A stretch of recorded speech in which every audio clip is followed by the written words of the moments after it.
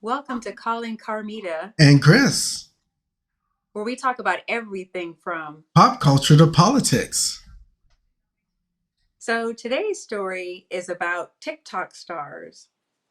Now, I am relatively new to the TikTok thing. I still have a hard time understanding it.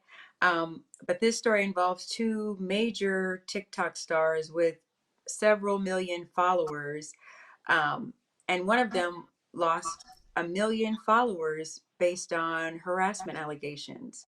So, as you may or may not know, which I didn't know until recently, Sienna Mae Gomez lost a million followers, according to NBCNews.com, off of harassment allegations made by um, Jack Wright. So they're both TikTok co-stars. I'm going to say co-stars because their content overlaps. Like you'll see him and her post or her and his post, and they're kind of really, doing funny things together. And there are even posts where they have kissed. But now, um, it's come out that Jack Wright posted a video to his YouTube channel, confirming these allegations. And to date, I believe that video has about 20 million views on YouTube. Wow. So, Chris, would you like to? So, Carmita, I how do I feel about this? Yeah, I mean it's totally inappropriate for her to be sexually harassing this guy. I mean, there's no excuse for it. I understand why she lost so many viewers. I understand it. I don't have a problem with it. And I do wonder about them, kissing and everything and being all kissy face. Yeah, But there were some blurred lines, but I think it needed to be made clear that what they do for social media content isn't what they would be doing outside of social media. And also, what I find interesting is it's very rare for men to speak out about being forms of sexual harassment from anybody. Men don't usually speak out about it. When you hear about the Me Too movement, you're mostly hearing from women. You never hear from men about how it can and does happen to men. Women mhm. can be perpetrators just like men can be perpetrators. And there isn't really a discussion as much from the man side as there is from the women's side. Yeah, And that's while so. I believe that all, Sorry, go go ahead, ahead. Chris. No, go ahead. Finish your statement. Um, all allegations should be taken seriously, but there also we need to make sure that there wasn't a misconstrued communication or miscommunication or maybe not clear boundaries. Um, so a few of Jack Wright's friends have spoken up on his behalf, have posted on their Twitter accounts. You'll hear names like Lachlan Hanneman and Mason Rizzo, who first brought this issue publicly to social media using their platforms. They're his friends. Friends are gonna speak up, on your behalf. And then Jack Wright actually made a video speaking on his own behalf. So yeah. Yeah, so that is interesting. Yeah, men do not come forward because it's considered emasculating to be assaulted by a woman. And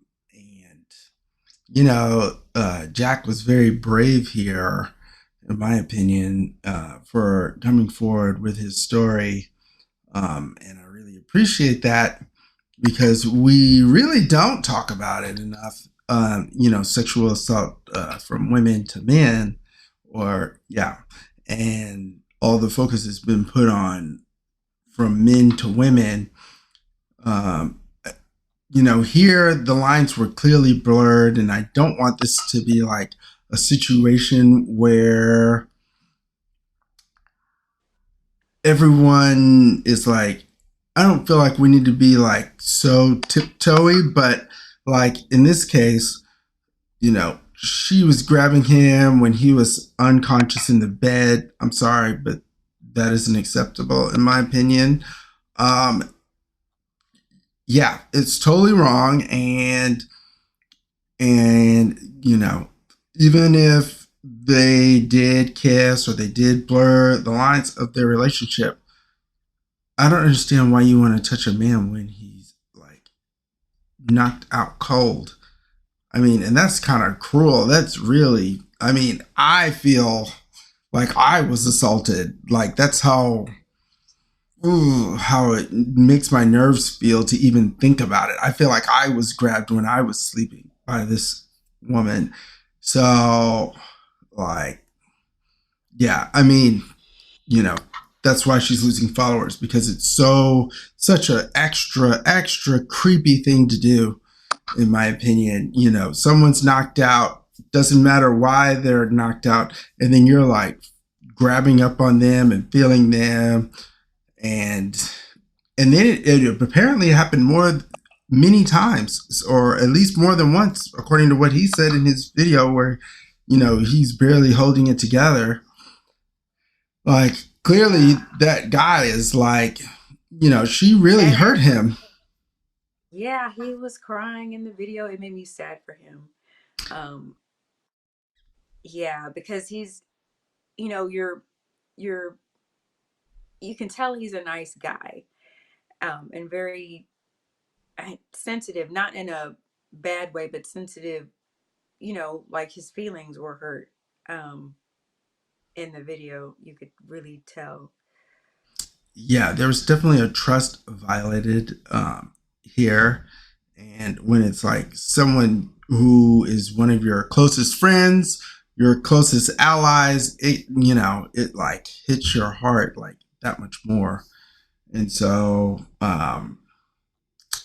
yeah, I mean, I don't know what else to say other than, I hope he's able to get whatever help he needs and get closure Yeah, for therapy. this. I feel like they both need therapy. Yeah, they do.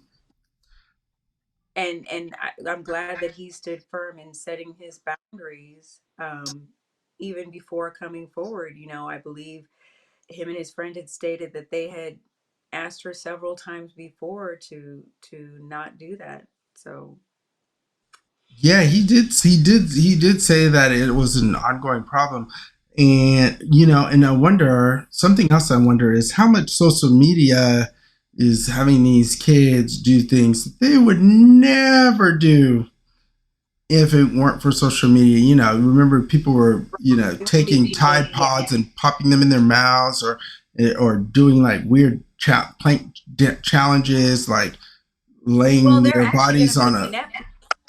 huh. Well, but they're going to be in the Netflix series with TikTok stars. So they were supposed to be in this new Netflix series together. And again, it makes me, there has to be clear boundaries, when you're acting or in character for social media versus who you are as a person outside of social media, even though people want you to be authentic. But the reality is whenever you get in front of a camera, there's gonna be, um, I hate to say somewhat of a facade, but there's, Some level of acting. presentation matters. You still want to see somebody polished when you watch them a lot of times on social media. You don't want the person just waking up with crust in their eyes and drool, like their authentic self. And then, no, you still want something a little bit, Yeah, there's a little you bit of in between. So you absolutely do. Um, you there absolutely needs to be do, clear boundaries, clear and boundaries. they yeah, and so they didn't. Um, Now legally, I'm curious. Well, there I'm was not a no lawyer, police report. huh? There was no police report. There was nothing filed. Supposedly, or according to several of the articles that I read, there's supposed to be their lawyers are working something out outside of the public eye. So I don't know Oh, if there's going to okay. be a So they're not settlement gonna. or is She's not gonna have a criminal record, but it's gonna yeah. be, social shaming is gonna be the punishment here. Is that what I'm? Interesting. That's what it Interesting. looks like now.